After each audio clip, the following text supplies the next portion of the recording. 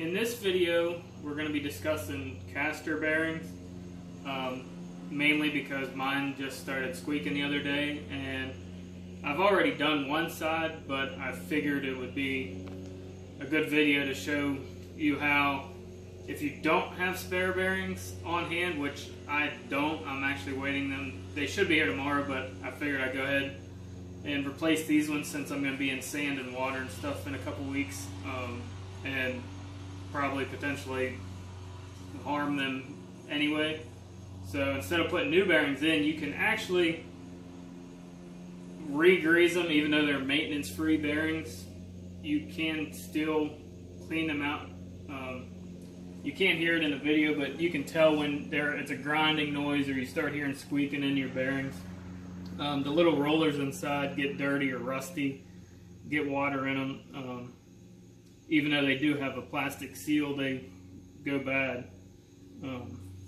So in order to get them out, you simply, if you use a straight screwdriver, I kind of get on the edge so it doesn't harm the actual seal and get on the metal edge.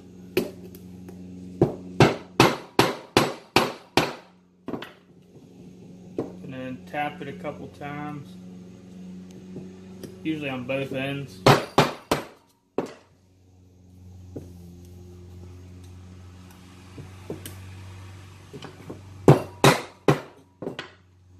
And they pop out, and there's a little spacer in between them, so make sure you put that back in. It's a axle, kind of like a guide, so the axle lines up inside. Now on the maintenance free bearings, they're sealed, but it's just a little rubber seal, so I usually take a needle or something, and you want something that's going to least damage it the least, and you can see that it just kind of pops out. It's a rubber seal, supposedly maintenance free, but if you can see in the video how gummed up and nasty it is. I simply take something, you can use brake fluid cleaner or anything similar. Try not to make a big mess.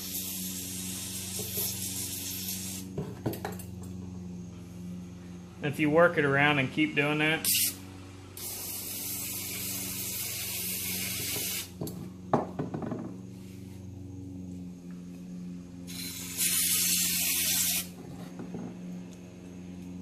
and you can kind of tell then that it's a lot cleaner. And I mean, these things take some wear, but as far as the bearings themselves, I don't think they really go bad. They just get gummed up and rusty.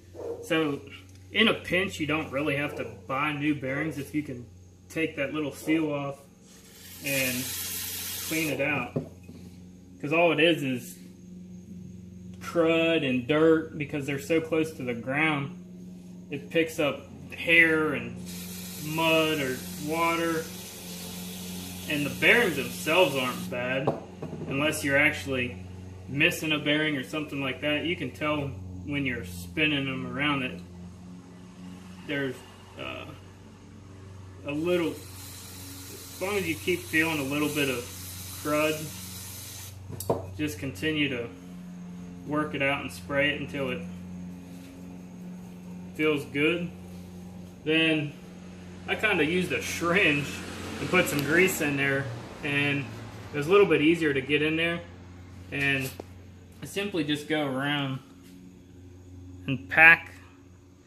You can pack it with your finger, but this syringe came in handy, so I used it.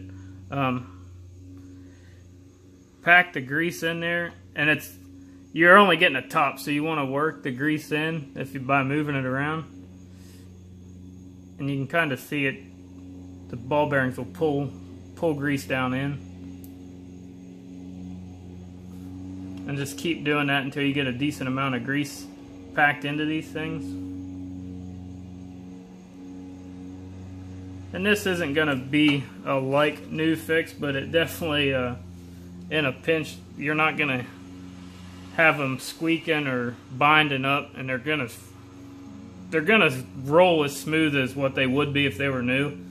Unless they're totally bad, then you definitely want to get some new ones. But like I said, I'm in a pinch, so I have some coming in the mail, and I wouldn't have to be doing this, but since I am going to be in dirt and sand and water, and potentially, why waste $5 or $10 on new bearings that I know are going to be bad in 2 weeks when I can just simply fix that. And then this seal, make sure that it goes in the same way you took it out.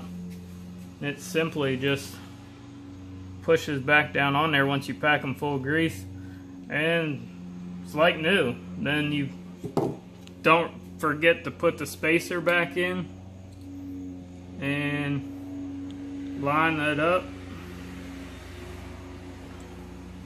and then you want to give it a little tap.